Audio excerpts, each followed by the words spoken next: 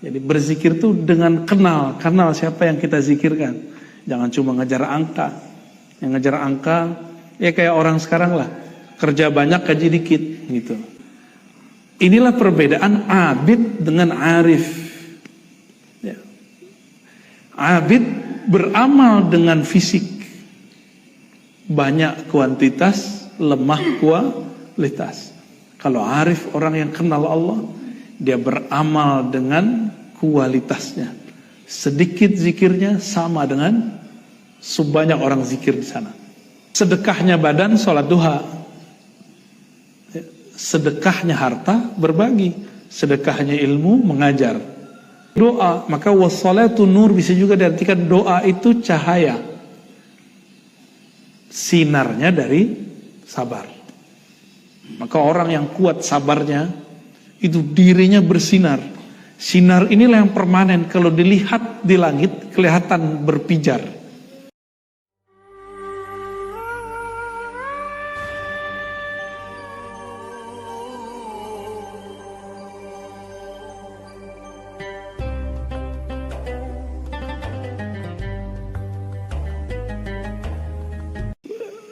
Itu darah itu ada beberapa lapisan alam di dalamnya.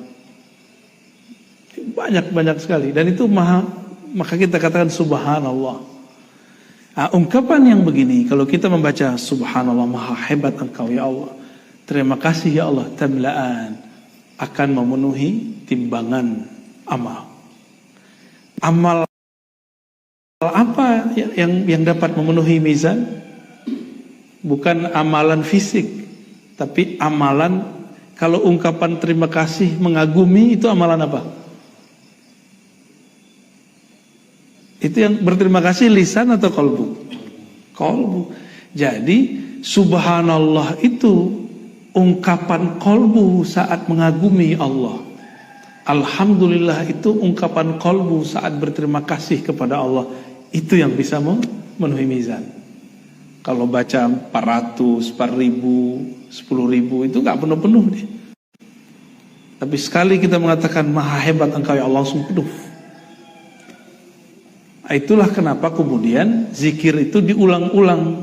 Siapa tahu di angka kesekian rasa itu muncul. Itu rahasianya. Ya. Nanti kita lihat aja kalau kita masuk ke padang mahsyar, ada pengadilan, ya, mizan di situ. Nanti kita lihat orang yang banyak kuantitas zikirnya gak penuh-penuh, tapi yang berzikir dengan ma'rifatnya, nah itulah ma'rifat subhanallah. Jadi berzikir itu dengan kenal siapa yang kita zikirkan. Jangan cuma ngejar angka. Yang ngejar angka ya kayak orang sekarang lah, kerja banyak gaji dikit gitu. Paham maksudnya? Pilih mana? Kerja dikit tapi dengan kecerdasan otak. Duitnya banyak, kan banyak orang begitu sekarang. Ya. Inilah perbedaan abid dengan arif. Ya. Abid beramal dengan fisik, banyak kuantitas, lemah kualitas.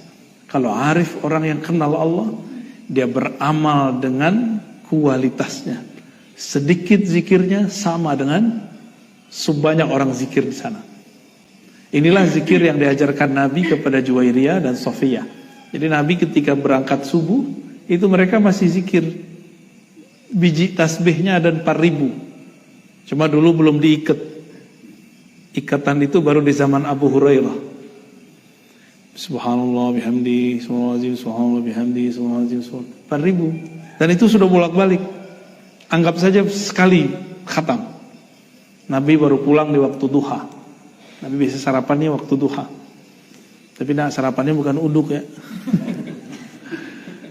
Pulang Rasulullah SAW lihat Juwairiyah, maukah engkau aku ajarkan zikir yang lebih afdol dari itu? Ini orang salah faham. Ada kelompok yang anti mazhab, anti kaifiat zikir, lalu mengatakan ini dalil bahwa menghitung zikir adalah bid'ah. Loh, apakah Nabi memdiamkan bid'ah? Seandainya bid'ah, tentu Nabi sudah mengingkarinya semenjak sebelum berangkat ke masjid. Menghitung. Enggak. Ini bab yang disebut kurikulum berzikir. Bahwa ada orang kalau zikir pertama harus ngitung dulu, kuantitas dulu. Setelah kuantitas dikejar, maka Nabi naikkan makomnya. Kurikulum berikutnya, zikir kualitas. Satu zikir sama dengan sejumlah tasbih. Tasbihnya berapa tadi? 4.000.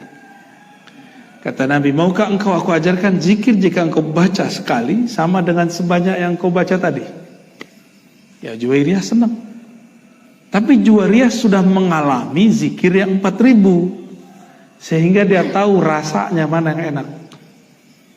Di saat itulah Nabi mengatakan, bacalah Subhanallah bihamdihi adalah khalqi wa zinata arsyi wa ridha arsyi wa midada kalimatihi. Boleh dibolak-balik gitu ya. Subhanallah bihamdihi adalah khalqi wa zinata arsyi. Ada riwayat lain, Subhanallah adada ma khalaqa fis sama', Subhanallah adada ma khalaqa fil ard, Subhanallah adada ma zalik, Subhanallah adada ma huwa khaliq. Intinya, Maha suci Allah sesuka-sukamu ya Allah. Maha hebat engkau sebagaimana engkau hebat ya Allah, bukan sebagaimana aku yang mengatakannya. Engkau hebat bukan karena aku memuji, engkau suci bukan karena aku yang mensucikan, tapi sesuka-sukamu ya Allah. Jadi menyerahkan maknanya kepada Allah. Sekali baca itu sama dengan 4.000. Ada nggak yang mau begitu? Ya. Jadi antum nih baca zikir yang tadi, cuma rasanya nggak muncul. Sama aja. Sama dengan zikir satu kali. Nah, ini yang dilupakan oleh orang-orang awam sekarang yang pemburu pahala. Ya. Banyak kan pemburu pahala. Wah, ini sama dengan 4.000 nih, dibaca sekali aja. Tapi dia tidak paham apa maksudnya. Subhanallah wa bihamdihi adada khalqihi, maha hebat Allah sebanyak makhluknya, wa zinata arsy, seberat arasnya. Apalagi Pak Haji? Seberat khalqi wa zinata arsy, wa ridha nafsi, seridho-ridho Allah, sesuka-suka Allah. Wa midada kalimati, sebanyak bilangan kalimahnya.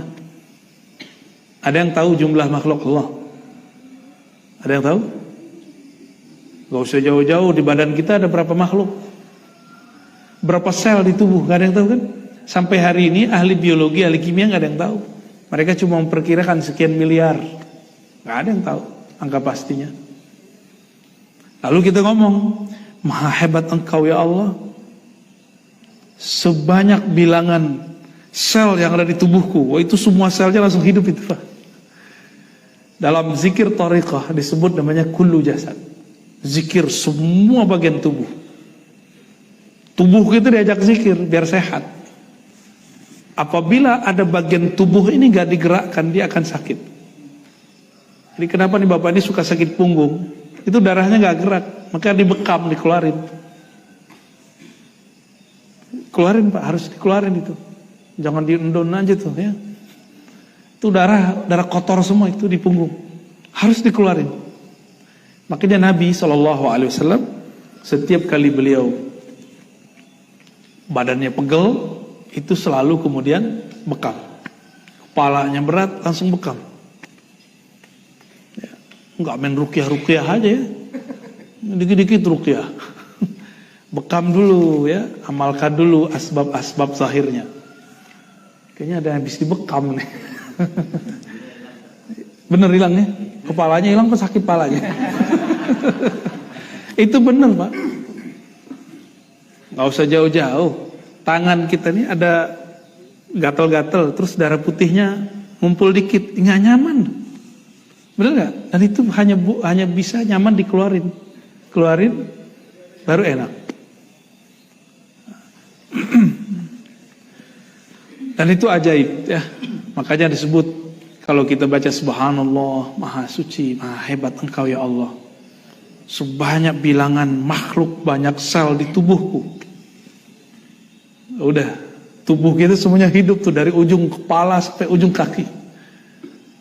Kalau bacanya 33 begitu, sehat Pak rohani kita dan jasmani kita sehat langsung. Maka ahli-ahli zikir pun kalau sakit, dia nggak merasa sakit.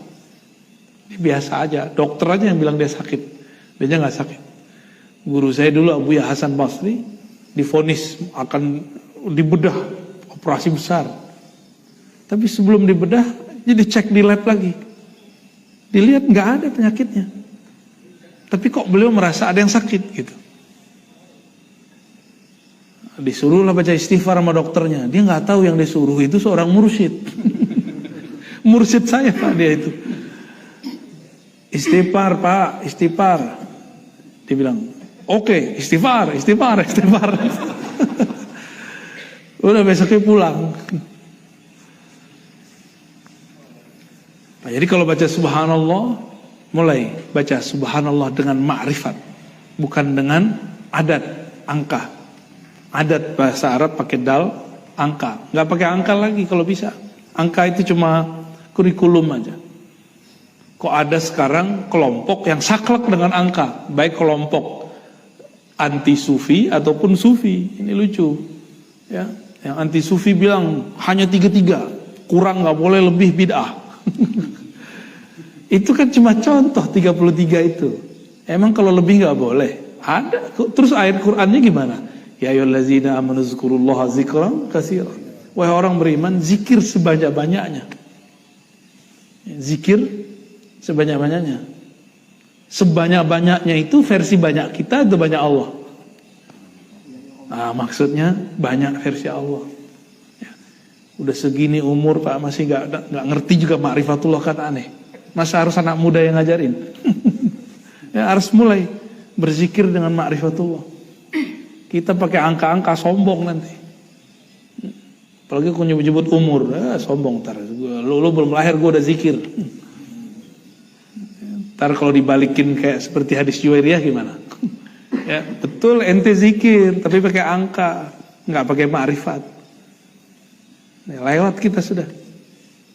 Nah, di akhir zaman ini kan ujian kita banyak. Ujian kita pakai handphone, smartphone. Kayaknya kita ini sok sibuk apa sibuk beneran saya nggak tahu. Ya, maka nggak ada caranya kecuali mengaktifkan zikir dengan ma'rifat. Yang dulu sudah Nabi kasih clue-nya, sekarang kita eksplorasi sebanyak-banyaknya. Ya, itu harapan kita sih di akhir zaman ini. Karena umur sudah banyak terbuang untuk hal-hal yang nggak penting. Ya, dulu di zaman Ibnu Athaillah Sakandari beliau nulis kitab Adabus Suluk. Dan beliau sudah kasih clue-nya di zaman itu, smartphone belum ada. Ya, belum ada YouTube. Belum ada yang mengganggu orang untuk suluk. Maka kitab itu saya ajarkan sekarang puyeng orang, Pak. Aduh, gimana cara ngamalin ini gitu. Ya, bayangin Pak, di kitab itu diajarin kalau zikir itu ada khalwatnya, ngurangin makannya, ninggalin anak istrinya. Gak ada yang kuat kan?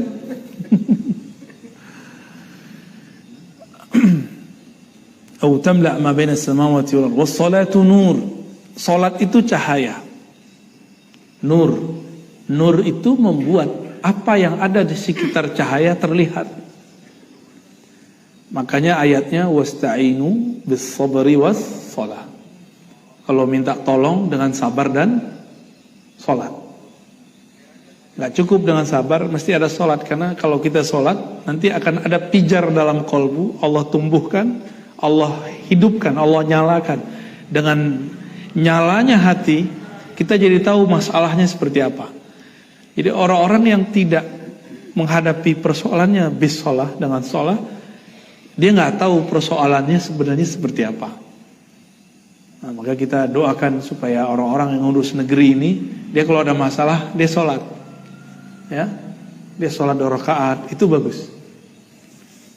Kita ada masalah apa aja pakai sholat, Pak, coba aja. Masalah mulai salah rumah tangga, sampai kepada anak-anak, pekerjaan. Kalau ada satu niat tertentu, urusan, dibawa sholat. Kenapa dibawa sholat? Kalau kita punya masalah, kepalanya gak ditundukkan, itu nanti ngerasa panik.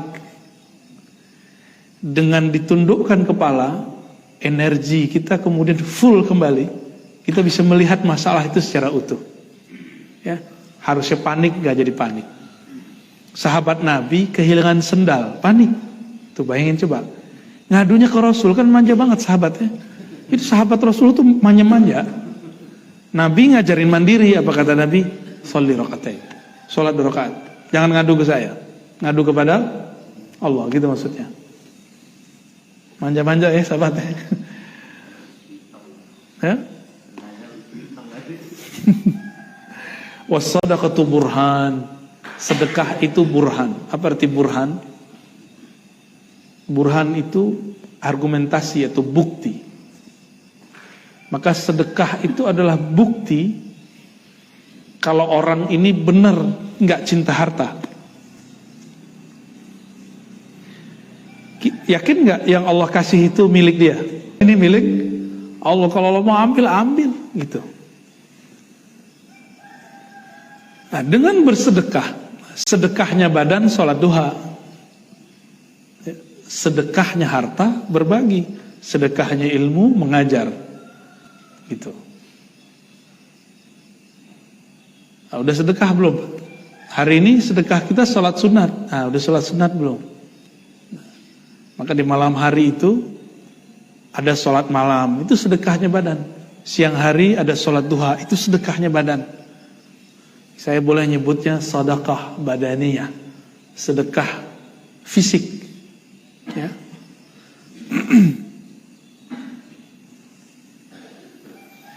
Nabi mengatakan harusnya setiap badan itu ada 360 persendian sulama. Setiap 360 harus disedekahkan. Kalau satu 360 Pak ya. Kalau satu 10.000 jadi berapa Pak? 360 tiap hari. Kuat ya? Kalau satunya 1 juta. Nanti ketahuannya nanti pas udah sakit-sakitan. Coba kalau sakit-sakitan. Yang punya masalah mata. Berat. Coba mata kalau dioperasi berapa sekarang? Ngeri Pak angkanya. Telinga. Ya. Ada yang gigi, coba gigi. Ya kan? Ada kebayangan? Tuh, pilih. Bayar pas berobat atau sedekah. Cuma udah telat ya, udah tua baru sedekah. Seharusnya sedekahnya dari sekarang. Sedekahnya seharusnya dari sekarang. Nabi mengatakan tabassumuka fi wajhi akhika shadaqah. Kamu senyum di wajah saudaramu sedekah. Ternyata orang barat kasih penelitian. Orang senyum mukanya itu terjadi olahraga di sini. Nabi nggak pernah melakukan penelitian, tapi Nabi diperjalankan rohaninya. Jadi Nabi bisa lihat masa depan. Hasil penelitian sekarang Nabi udah tahu semua. Ya. Makanya Nabi kasih pengobatan yang inti-inti, selebihnya ikuti versi zaman kita. Wasabru dia. Nah, ini yang paling inti di pagi ini. Sabar itu dia. Jika sholat itu cahaya, sinarnya bersumber dari sabar. Sholat yang penuh kesabaran disebut tumaninah. Ya. Sholat itu artinya doa. Maka wassalatu nur bisa juga diartikan doa itu cahaya. Sinarnya dari sabar. Maka orang yang kuat sabarnya, itu dirinya bersinar. Sinar inilah yang permanen. Kalau dilihat di langit, kelihatan berpijar. Jadi setiap hari malaikat turun. Ini kan malaikat lagi turun nih, ganti sip. Ketika mereka naik, orang-orang yang sholat tadi subuh, itu kelihatan bercahaya. Sampai sekarang kalau Bapak ini duduk begini, wah ini kenceng sekali cahaya ke atas.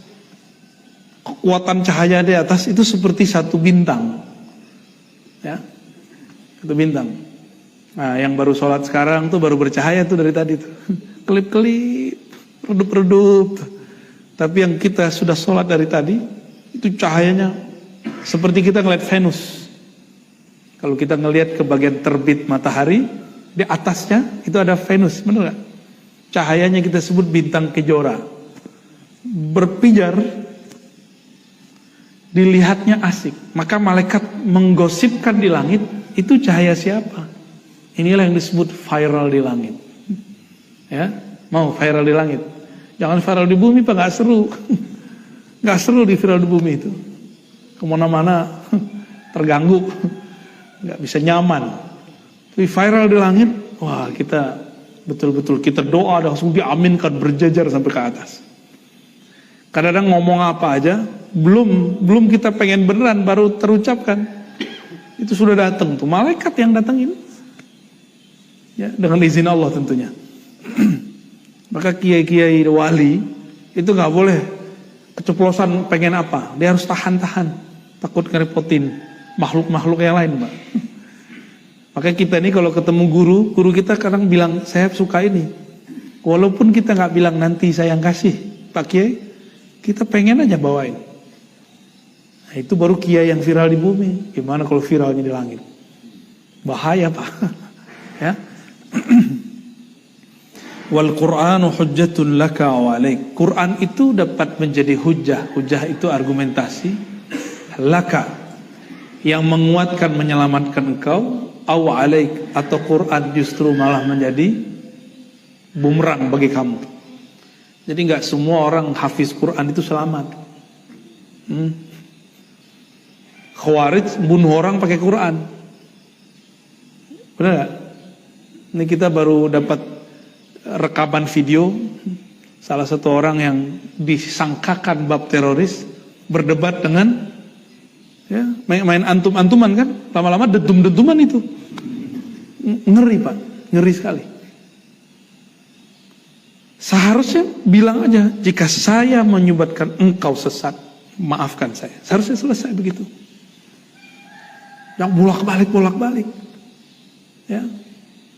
Kalau di dalam diri kita ada nurul afu, cahaya memaafkan, cahaya minta maaf. Ya, minta maaf aja sih susah amat. Ya. Nanti di akhirat kan kita begitu semua. Ini baru persidangan bumi loh, Pak.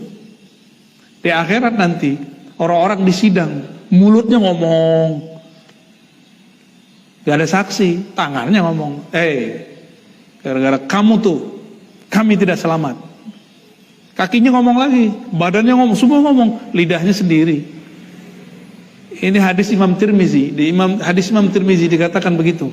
Semua anggota tubuh berkata kepada lisan, wahai lisan, jaminan kami, kamu. Kalau engkau selamat, kami selamat. Jadi nanti kita ini berdebat sama diri kita sendiri. Kalau itu kan masih sama jamaah ya. Kita nggak tahu hakikatnya siapa yang benar, siapa yang salah. Tunggu aja hasil sidangnya, Pak. Kita doakan baik-baik aja mereka ya. Jadi Quran ayatnya suci, tapi kalau udah sampai di pikiran manusia belum tentu suci. Nah, tapi banyak orang-orang yang mengklaim pemahamannya suci cuma karena baca ayat tertentu. Tolong dibedakan Quran yang suci dengan pemahaman manusia yang pasti tidak suci. Pak Haji ini hafiz Quran, punya pemahaman Quran. Saya membaca Quran, punya pemahaman Quran. Quran yang kami hafal itu suci. Tapi pemahaman saya, pemahaman Pak Haji itu nggak suci. Sepakat Pak Haji? Pasti sepakat beliau. Nah, kelompok-kelompok Khawarij di akhir zaman itu mereka menganggap pemahamannya terhadap ayat itu suci. Jadi beda dengan dia, beda dengan Quran. Tuh, udah jadi Allah aja dia kan. Ini ciri-ciri Khawarij, Pak. Ya, beda dengan dia, berarti beda dengan Allah. Nah, dan ini sudah mulai muncul. Ya, na'udzubillah min dzalik. Kullun nas yaghdu faba'i'u nafsahu famu'tikuha aw mubikuha. Setiap manusia berangkat, ada yang menjual dirinya, menggantikan dirinya dengan surga, ada yang menggantikan dirinya dengan neraka. Ya, semoga kita termasuk yang pertama. Amin ya rabbal alamin. Hadis kedua, ini hadis pertama baru begitu. Saya kalau mulai baca hadis dengan Fatihah, itu selalu kebuka. Yang sebelum ngaji nggak kebuka. Jadi sebelum ngaji ini saya belum paham juga hadisnya. Tapi kalau sudah mulai Al-Fatihah, itu Allah buka aja tuh. Kalau diterusin satu kalimat nggak selesai. Ya, jadi kita baru paham kenapa ada namanya ilmu tafsir. Ada namanya ilmu syarah. Tafsir itu ada tafsir riwayat, ada tafsir bil ma'thur dengan akal, ada tafsir dengan ruh. Namanya tafsir isyari. Kalau saya menyebutnya tafsir zauqi, secara zauq, rasa. Itu berarti di dalamnya ada kalau kita nyambung sama sumur atau PDAM, ada orang makomnya begitu. Habis, tapi masih ada batasnya. Nah, itu kalau ngambil banyak habis, Pak. Maka kalau ada orang disebut, ada yang nahrul ulum, sungai ilmu, sumurnya ilmu. Ada yang itu berarti di dalamnya ada mata air. Mata airnya habis. Ada orang makomnya begitu. Dan ini bukan khusus untuk orang zaman dulu. Kalau yang ngambil banyak kan mesti ada orangnya. Ya, ada yang setiap masa meninggal wali Allah, ada penggantinya, nggak usah khawatir. Ada yang dan sekarang kita harus ngambil estafet itu, samudra ilmu. Ya, nggak boleh kita kemudian menyerahkan urusan zaman ini ke kitab-kitab jadul. Zaman masa mesti ada orangnya. Zaman dulu kitab-kitabnya kita baca, meninggal wali Allah sekedar untuk ibrah. Kalau ada persoalan yang sama kita ambil. Tapi persoalan zaman dulu ada sama nggak dengan zaman sekarang? Khawatir. Dan zaman dulu udah ada smartphone belum? Udah ada bank belum? Udah ada asuransi belum? Udah ada komplek belum? Komplek kan masalahnya komplek enggak? Belum ada, Pak. Belum ada imunisasi, belum ada vaksin. Di zaman dulu nggak ada. Belum ada BPJS, ya kan? Jadi kalau kita membahas persoalan sekarang pakai kitab sebelum masalah ini ada, masalah nggak selesai, malah jadi masalah baru. Nah, ini PR untuk ulama-ulama nih. Jangan menghukum kripto, forex, saham dengan kitab yang kitab itu ditulis sebelum masalah ini ada. Ya, benar nggak? Many changer. Dulu orang bilang riba, Pak, dulu. $1 jadi 14.000. Lah, 1 kok jadi 14? Ini riba nih, kata kawan kita dulu. Lah sekarang kita dia doyan. Dapat dolar, Pak. Ganti ya, tuker. Jangan-jangan hal-hal yang disebut forex, kripto sama. Cuma beda aja, ini digital, ini tidak gitu. Cuma karena kita berhukum dengan hukum yang dulu diproduksi, lalu untuk dipakai itu untuk nyelesain masalah sekarang, ya nggak selesai. Inilah terjadi kenapa ada kiai-kiai debat masalah hukum bank. Kan lucu, Pak. Riba mah haram, nggak ada dalil yang mengatakan riba halal, ya kan? Betul nggak? Lalu antum pakai penjelasan ulama di zaman bank belum ada untuk menjelaskan hukum bank, ya nggak selesai masalahnya.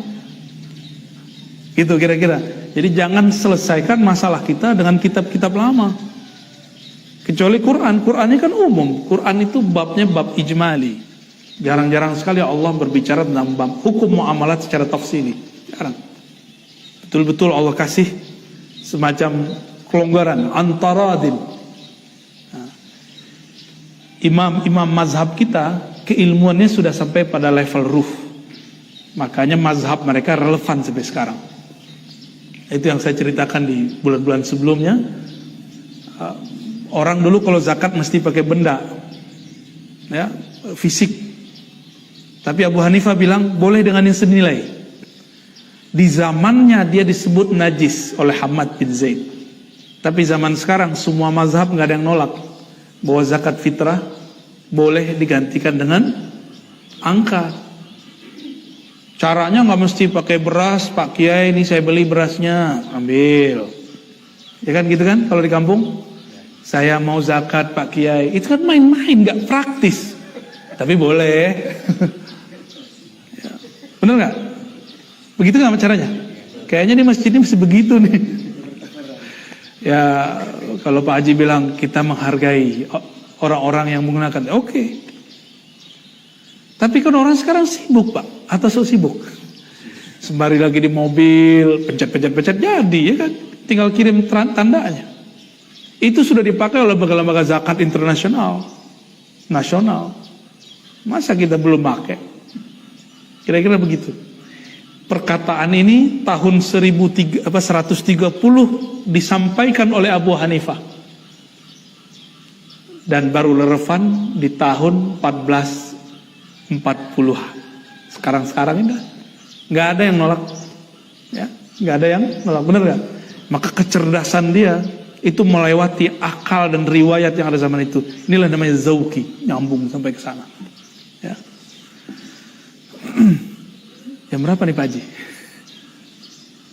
6. Dikit lagi ya. Hadisnya baru atu nih. Dari Abu Sa'id Al-Khudri, nama lengkap beliau Sa'ad bin Malik bin Sinan. Anna nasan min al-ansar sa'alu Rasulullah fa'atahum. Orang-orang Ansor datang ke Nabi minta-minta, Nabi kasih. Kaya atau miskin? Nabi itu kaya atau miskin? Terus siapa yang bilang Nabi miskin? Pecat dari umat Nabi Muhammad ya. Nabi itu bergaya miskin. Maksudnya sederhana. Iya, tapi Nabi gak miskin. Nabi itu presiden. Gaji berapa? Direktur zakat Pak. Dulu kawan saya direktur lembaga zakat gajinya 20 juta. Sama anggota DPR. Ada DPRD ya. Itu gak perlu korupsi itu. Karena kalau dia gak dikasih segitu, dia bisa korupsi. Dan bahaya. Jadi orang-orang yang bergelimang dengan harta kerjaannya, dia harus disejahterakan biar dia gak kemudian korupsi. Tetap aja korupsi kalau sebagian orang. Ya. Nafsu kan gak ada ujungnya. Summa sa'aluhu fa'atahum. Lalu mereka minta lagi, Nabi kasih. Hatta nafada ma indah, sehingga yang beliau punya habis. Nggak ada yang sanggup jadi Rasulullah. Ada yang sanggup jadi Rasulullah. Ya, kita aja ada orang minta-minta tepi jalan, kita tutup pintu nggak buka-buka ya kan. Alasannya sederhana, dilarang oleh pemerintah. Ya juga sih. Faqala lahum hatta anfaqa kulla syai'in biyadi. Lalu Nabi ngomong, setelah duitnya, hartanya semua habis, ma yakun indi min khair falan udakhirahu ankum. Ini kayak orang tua ngomong ke anaknya. Nabi ini kan orang tua kepada umatnya, itu seperti orang tua. Wahai umatku, wahai sahabatku, jika aku nyimpan kebaikan, uang, duit, dinar, dirham, kira-kira begitu, tentulah lan adakhirah, tidak akan pernah aku simpen. Tidak mungkin. Kayak kita nyimpan di bank, gak pernah. Tanya orang, susah lagi pandemi, padahal duitnya banyak. Ya. Gak mau ngasih, bilang aja belum bisa ngasih. Gak usah bilang gak ada, ntar didoain malaikat, gak ada beneran.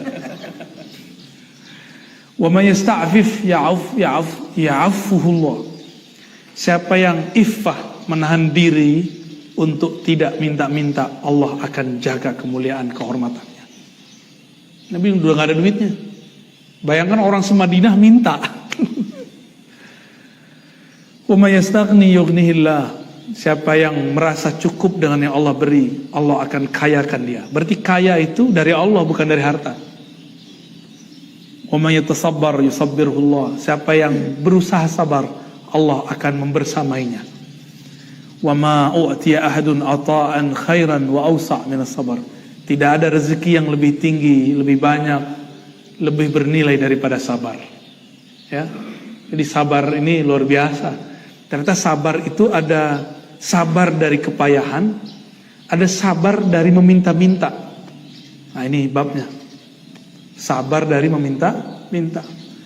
Bahkan minta ke Allah aja malu ini orang.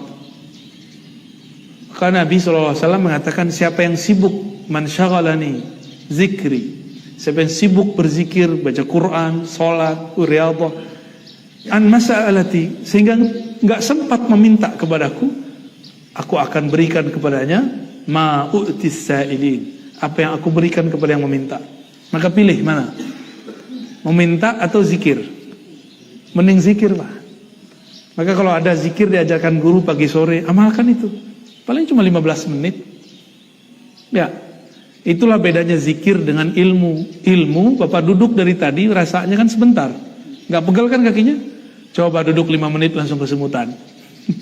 Ya, kecuali pikirannya lagi di rumah tuh, gak nyaman, kakinya tiba-tiba gerak aja tuh. Main kebelet kali ya. Ajaban li amril mu'min. Hadis berikut dari Suhaib bin Sinan. Nabi bersabda SAW, ajaban li amril mu'min. Sungguh menakjubkan orang beriman itu semua urusannya. Kenapa? Inna amrahu kullahu lahu khair. Bagi orang yang percaya, ini kata kuncinya percaya, yang sudah ada kepercayaan di kolbunya kepada Allah, semua urusannya kayak baik. Berarti bagi orang beriman, pandemi baik atau buruk? Saya menganggap pandemi itu ada nilai baiknya yang tidak terkira. Dulu saya nggak ngerti Pak, ilmu tentang hadis-hadis akhir zaman. Padahal saya hafal hadisnya. Ya, hadis Dajjal itu saya hafal gitu. Dari umur 13 tahun, saya sudah menghafalkan bagian akhir zaman di kitab ini. Ada tentang bab tentang akhir zaman di kitab ini. Seluk-beluk tentang akhir zaman itu saya hafal dalilnya. Dalil doang. Ngerti enggak? Benerlah kata Nabi, rubba hamili fiqhin ila man huwa afqah. Bisa jadi ada orang yang hafal ngajar kepada orang yang dia ajar nanti lebih pintar. Gitu. Selama pandemi saya ngaji lagi. Kalau enggak ngajar terus. Kapan belajarnya? Kan belagu juga kalau kita ngajar terus. Ternyata kiai, ustadz, dai, ulama, kalau dia enggak punya akses ke dalam kolbunya, ilmunya sebatas yang di kitab. Padahal kitab itu dulu ditulis dari kolbu. Kitab ditulis dulu dari kolbu. Nah, ini disorientasi para santri dan para kiai sekarang. Mereka menghukumi bab kolbu dengan apa yang di kitab. Kalau nggak ada di kitab dia nggak percaya. Padahal semua yang di kitab itu dulu ditulis keluarnya dari kolbu. Maka jangan pernah menghakimi ilmu-ilmu ma'rifatullah pakai kitab yang kita nggak ngerti. Banyak hari ini kawan-kawan saya terhijab, terhalang untuk belajar ilmu tentang ma'rifatullah, cuma karena dia bilang, kok di pesantren saya nggak ada ya orang ngaji begitu. Ya pesantren ente sih ya. Gurunya kan nggak mungkin ngajarin ma'rifat orang baru sampai MA, madrasah aliyah, nggak mungkin diajarin ma'rifat yang tinggi-tinggi. Mesti diajarin yang sesuai dengan umurnya. Di sini dikatakan wala isadzalika li ahadin ilal mu'min. Yang menganggap segala sesuatu itu baik cuma orang beriman. Jadi saya mau nanya lagi nih, pandemi ada baiknya nggak? Kayaknya yang diam masih ragu nih. Jeritat gitu ya. Dompet sepi gitu ya. Pasti ada baiknya. Dulu kita sering mikir gini, coba kalau saya liburan, saya pengen sholat bareng anak-anak, ya kan? Mimpin sholat anak istri.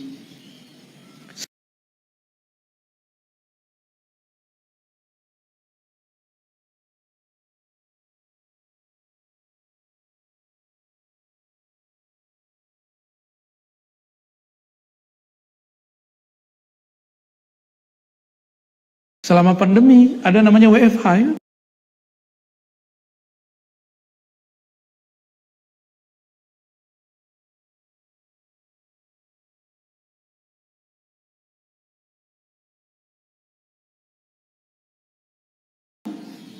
Dan kita waktu awal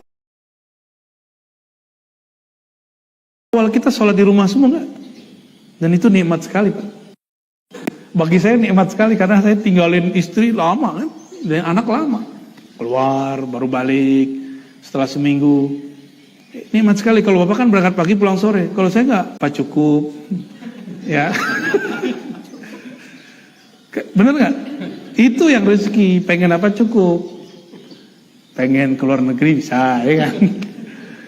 Pengen mobil boleh, pengen motor jadi. Ya itu Pak, ya rezeki itu yang penting cukup, bukan berlebih ya. Berlebih Allah nggak ngasih izin. Berlebih bagi. Gitu.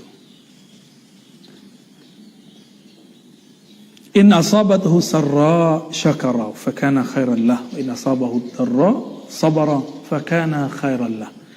Jika dia asabathu musibah. Jadi ternyata musibah bahasa Arab itu dua cabangnya. Ada musibah kebaikan, ada musibah keburukan. Tapi bahasa Arabnya bukan keburukan ya, sarra. Sarra sesuatu yang menggembirakan. jika dia dikenai oleh sesuatu yang menggembirakan, sesuatu yang mengenai kita, namanya musibah. Jadi asaba yusibu, ya, musibatan. Musibah itu bahasa Arab, itu artinya sesuatu yang mengenai kita, sesuatu yang kita rasakan sekarang. Nah, maka wa in asabathu, jika dia merasakan kebahagiaan, syakara, dia bersyukur.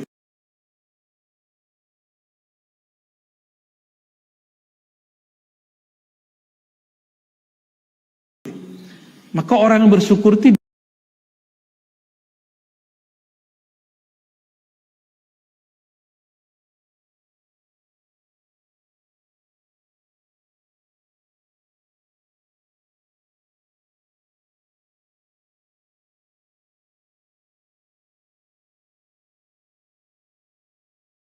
diuji dengan kebaikan.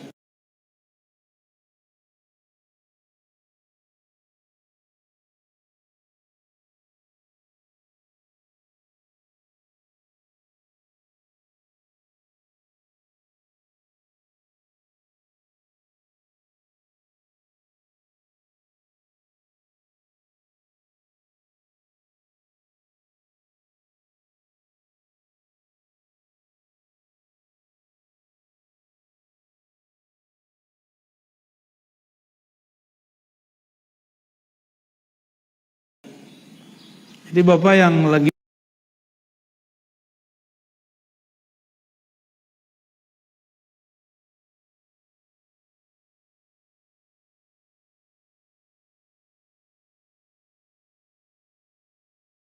bisa beli rumah di komplek ini, ya, bisa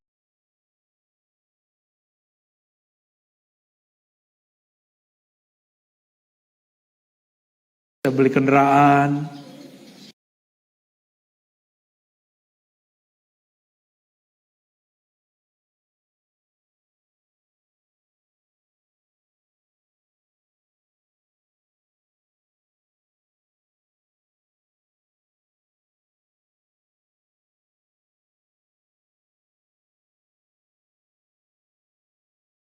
nggak kuat, ya, maka orang bilang saya nggak sanggup Pak.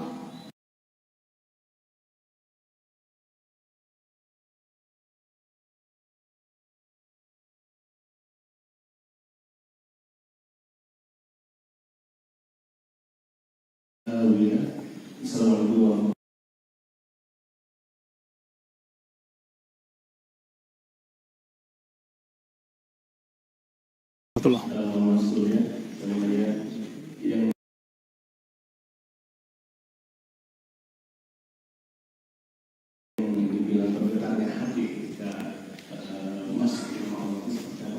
Jatuh cinta, jatuh Pak,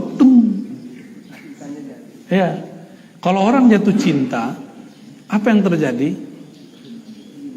Kolbu itu kan dia bergerak. Jika dia berhenti, dia bergetar, begitu. Jadi jika kolbu itu tertarik oleh sesuatu, dia akan menahan gerak, itu dahsyat sekali.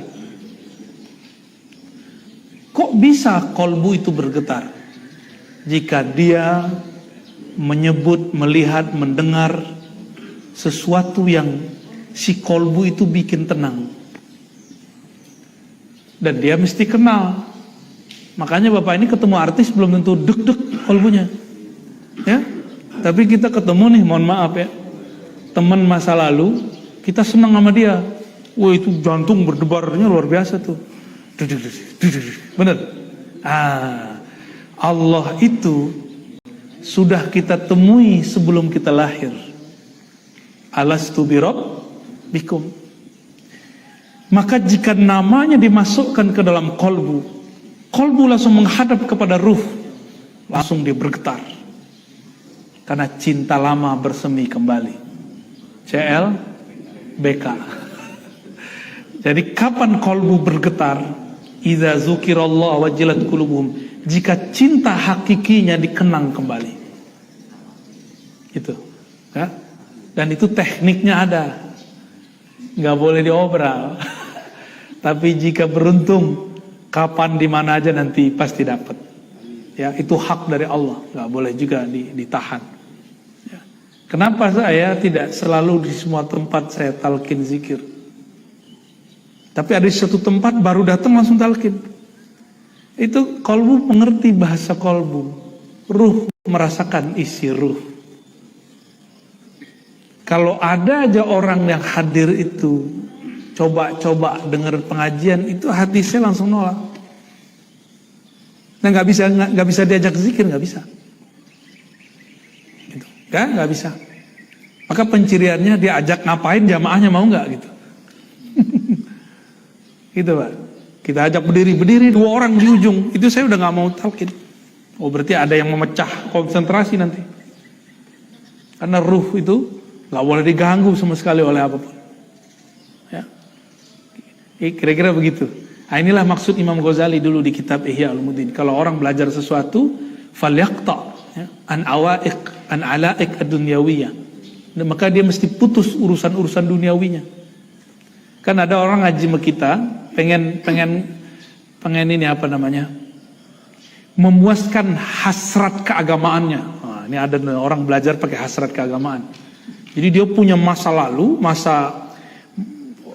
boleh disebut tradisi masa orang tuanya, yang dia hanya ikut ustadz kalau sesuai dengan kebiasaan orang tuanya. Kalau nggak sesuai, bukan ustadz saya. Ustadz diatur-atur sama dia. Ada yang begitu, ya ngetes. Ada juga yang lagi menjadikan kita bumper. Dia mau debat sama kawannya, diajak tuh ada pengajian ustadz anti kelompok keras.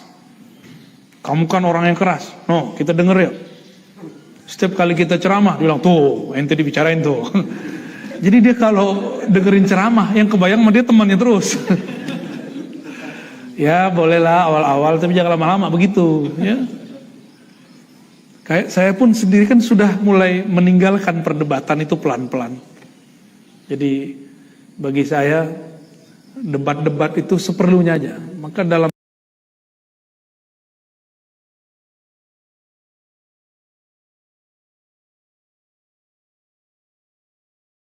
sebulan paling cuma sekali pengajian yang isinya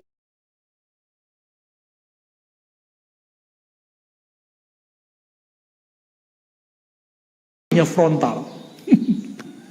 Tapi banyak yang senang main begituan Pak. Kenapa? Karena banyak orang pakai nafsiyah ngaji. Nafs itu sukanya berantem.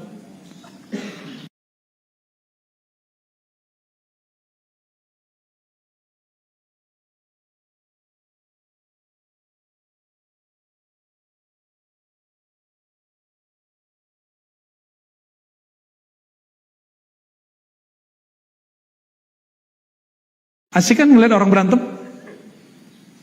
Makanya jadi sejati itu cinta yang dulu harus dicari pulang. GPS ma'rifatullah. Ya. Maka mengenang jalan-jalannya akan bikin getaran-getaran dahsyat. Ya. Dan itulah orang-orang yang bahagia. Visinya jelas. Ilahi anta maksudi waridhoka matlubi, itu kata-katanya.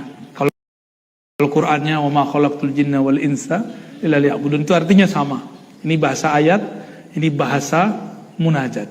Ya. Semoga kita yang hadir pagi ini diberkahi oleh Allah SWT. Semoga orang tua kita, guru-guru kita diampuni oleh Allah SWT. Tetangga kita diberikan rahmah, ya. Biar kolbunya lebih lembut, kurang gesekan. Amin ya rabbal alamin, ya. Dan untuk kita dan keluarga, semoga Allah selamatkan dari siksanya dan Allah berikan ridhonya. Radina billahi rabba wa bil islami dina wa bi sayyidina Muhammadin nabiyya wa rasulah. Ya Allah, kami ridha kepada takdirmu, ketentuanmu. Kami ridha dengan semua kehendakmu. Apapun kehendakmu, maka itu kehendak kami ya Allah. Rabbana atina fid dunya hasanah wa fil akhirati hasanah wa qina adzabannar.